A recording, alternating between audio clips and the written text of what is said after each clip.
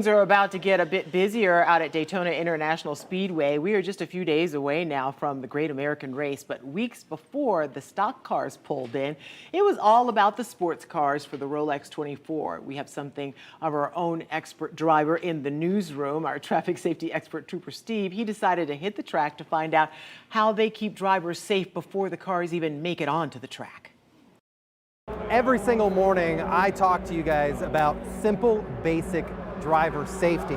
But there is no better test of that than right here at Daytona International Speedway, where high-performance vehicles like Porsches, Ferraris are driven by some of the world's best drivers.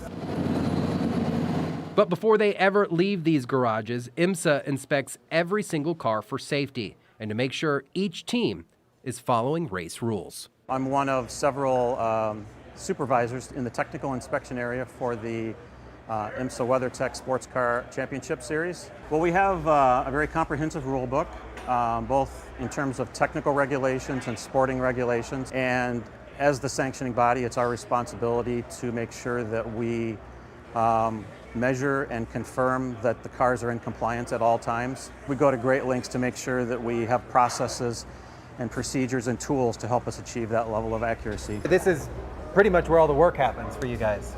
It is. Once the cars have been scanned on the lift behind me, then they'll come around to our surface plate, which has 4 weight scales embedded in it. Wow, so we can take corner weight, total weight, and split axle weight. We have our colleagues from Bosch and Williams here to do electronic checks from a safety standpoint. We have to make sure, confirm that the electrical systems are functioning as designed and as expected. And so that's part of the safety checks that we do. We also do a number of safety checks inside the cockpit. We'll look at... So you got hands all over it. Exactly. Seat belts, expiration dates, fire suppression expiration date, fuel cell expiration date, also what manufacturer it is, does it meet the specifications, is it damaged, does it have to be replaced? We look at all of that. How much is actually for safety and what's for compliance? We measure safety and tech at the same time. And from a safety standpoint, what the teams are trying to achieve is a compliance decal that looks like this.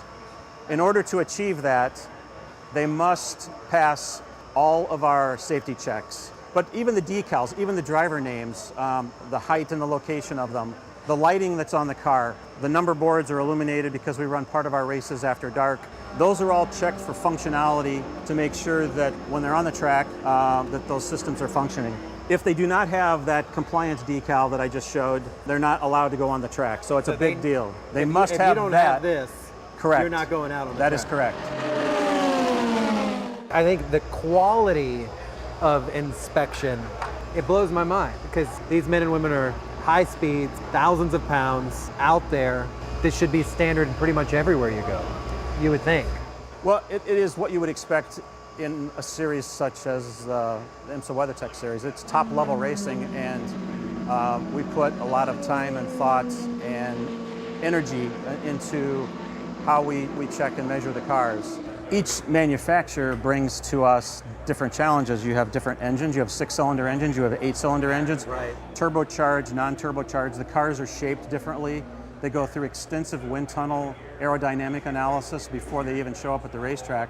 So once you put all that together, there's a lot of adjustments that are made, throughout any given season to make these cars perform as equal as possible. It's a science, man. It is absolutely a science. Absolutely a science.